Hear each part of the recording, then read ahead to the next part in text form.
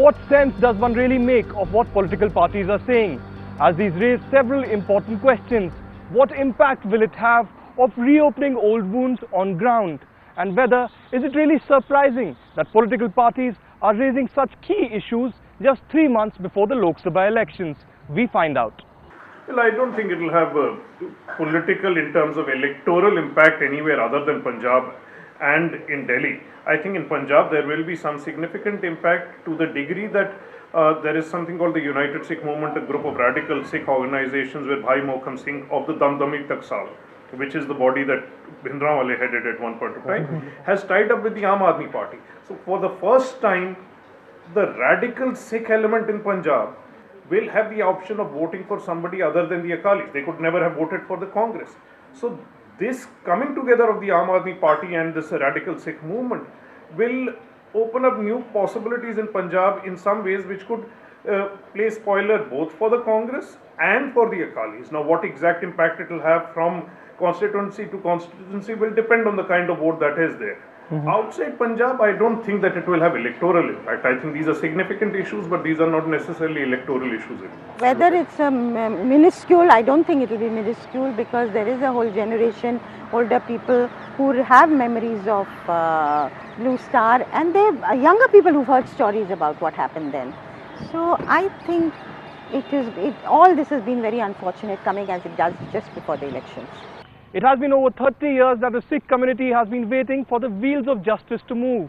But does it find resonance with today's voters? Or are political parties just flogging a dead horse? In New Delhi, we caught up with someone who is a new elected member of the Aam Aadmi Party, the lawyer for the anti-Sikh riot victims, also someone who has been the face of the movement all these years. And we began by asking him that whether these issues will find a voice once he goes to polls. You see, as far as this election, Delhi Assembly election, that time Kejriwal was not in a big way on 84 issue. There was nothing much major except that he sat on a dharna. But still in Delhi Assembly election, Sikhs voted for Aam Aadmi Party. You see, in the Sikh majority areas, see Uttam Nagar, Harinagar, this Aam Aadmi Party candidate has won. So they are already with the Aam Aadmi Party. It is not that due to this issue that the Sikhs will go and vote for the Aam Aadmi Party. And even in Punjab also, even before the SIT was announced by the Delhi government, just go and see there in Punjab. Means a large number of support for the Aam Aadmi Party. Look, I think they will press for an SIT. It was part of their manifesto. In any case, see, I see no problems. If you have a reasonable cause, which also gets you electoral benefit, to press for that, I don't think is necessarily cynical. That's what the political system is for, that you have to respond to certain constituencies, especially when the demand, as in this case, I think is very valid. But does this issue still have any relevance on ground zero in Punjab, home to the revered Golden Temple, where it all began 30 years ago? Buoyed by its success in Delhi and hoping for wins in Haryana, one party that is drumming up this issue in Punjab is the Aam Aadmi Party. The former DGP of the state, Shashi Kant, has recently joined Team Kejriwal.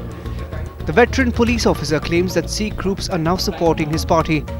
He was an officer in the RNAW when Blue Star took place, and now the former officer raises questions on the role of Akalis during Blue Star.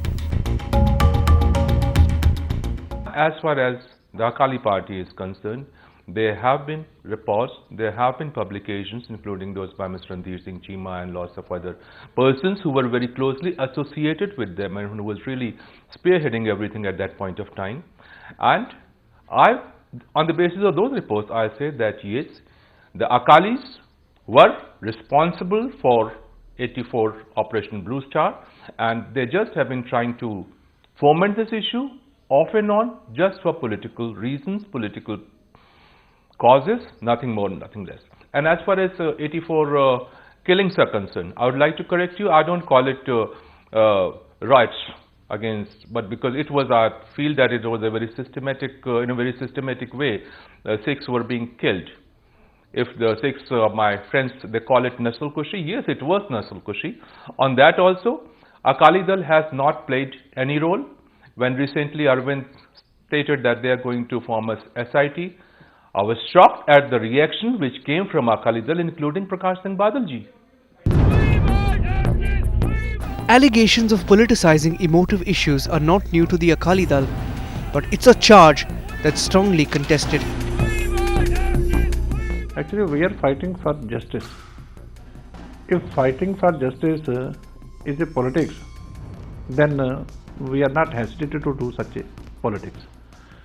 Actually, the incident happened in November 84, and after that there was one commission and 8 different committees. Number of committees indicted Sajjan Kumar, Jagdish Titler, HKL Bhagat, but no action was taken. Even the FIRs which were registered at the time of the happening, those FIRs were closed in these 12 years, from 84 to 96. There were 12 years, and in this period, all the inquiries, all the FIRs, they were declared untraced. So the only option left before the NDA government was to reopen the cases, and for that they appointed Justice Nanavati. And it is the Nanavati Commission's report which opened the eyes of the whole nation. Everybody, all the parties, the whole media, they raised the issue when Justice Nanavati gave its report in 2005. Even at that time, the action taken report which was given inside the parliament, it was said that no action is required. It was due to the pressure of all the parties, pressure of the media, that they had to say that we will register cases, and CBI cases were registered. So the process started actually after the report of Justice Nanavati, and that commission was found by NDA government.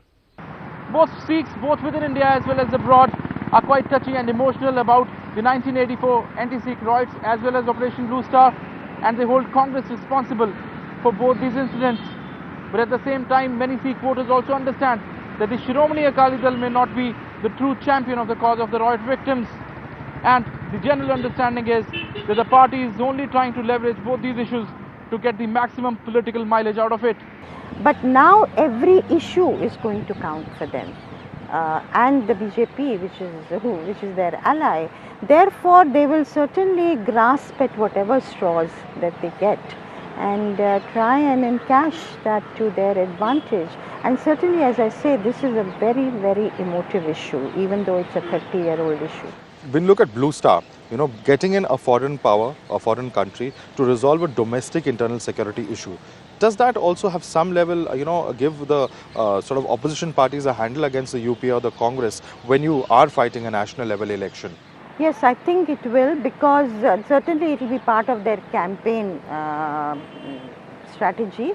And there will be one other thing. So far we've believed it's the way things panned out inside the Golden Temple, Bhindranwala and his team getting out of hand, that Indira Gandhi was compelled to move in the army. She had no other option. Very unpleasant option, very painful option, but that's the way she exercised it. But if it is now revealed that this had been planned for several months before Operation Blue Star took place, and the British were asked for help and the military advisor came and did recce, then it shows that it wasn't such a last minute thing, that she had been planning it. Number two, it also raises questions about how strong a leader was Indira Gandhi. That too the opposition might raise as an issue. So far, the need for a strong leader is something that is being talked about in the context of Modi. And the Congress has also talked about it having strong leaders. But I think this could, I don't know to what extent it will go against the Congress. It's a battle that's far from over as of now. But in the war for Raisina Hill, it's one contest that will certainly be keenly watched.